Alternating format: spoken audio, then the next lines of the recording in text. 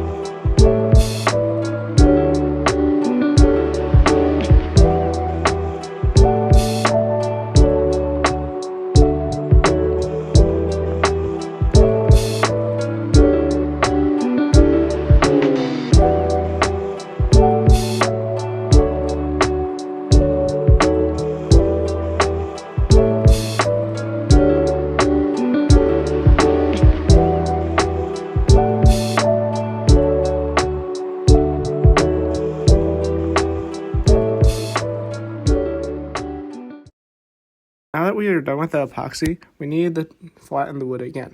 But of course I lost that file, so we can just move right on to sanding. We obviously got the lens in the shop, but I promise we're going to get better at this. But for both the flattening and the sanding, we do it on our wood whiz. A wood whiz is just a bigger, more efficient version of a router sled, but it costs a lot of money, so I don't know if I would recommend unless you're moving a lot of wood. Anyways, while sanding on the wood whiz, we sand to 100 grit and then we finish the piece off using an orb sander to 120 grit. With the orb sander, we really want to get those edges and provide a nice even sand over the entire piece. We often use the pencil technique to make sure that we cover every part of the board. I'm going to save you some time of sanding considering Ben moved the piece out of the shot, but again, I swear we're going to get better. After sanding the piece, we want to roll one more layer of clear epoxy over the top side. We do this to finish sealing any minor cracks that I've shown during the sanding process, as well as stabilize the piece one last time. Another unique reason to use the clear epoxy over the top is that it actually helps prevent the red epoxy from staining on the face of the board. So we typically try to do this with any of our lighter color projects. So again, I'm going to let you enjoy this epoxy. But if I lay down and I play dead and I stay dead, maybe you'll get sick of being the monster out of my head, under my bed. Think you're something out of my nightmares, standing right there. But if I lay down and I play dead and I stay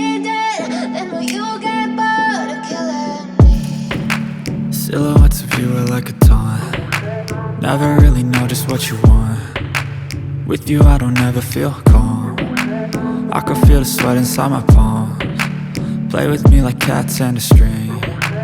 You don't understand the pain it brings. You don't ever wanna give me wings. You don't ever wanna set me free. You know I'm addicted to you, and it's twisted, you've been gifted with the evil voodoo. Got me coming back for more, even when I've been screwed. Dolls full of pins, pierce my heart straight through.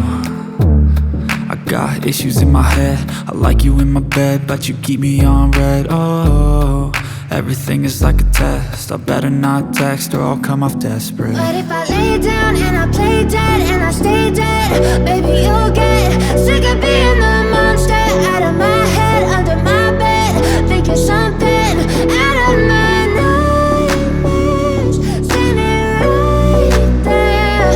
But if I lay down and I play dead and I stay dead, then will you get bored of killing? So if I play dead, will you regret everything that you did, that you said? I don't think you understand what you're doing, and my heart's black and blue from the bruising. I feel like Ready to finish. But before we can do that, we have to sand the piece one last time to clear out any rough, uneven texture from the epoxy. For our finish, we use Rubio Monocoat Oil Plus 2C. I'm going to link all the products we talked about in this video, as well as our website down below. That way, if you want to try them, they're right there.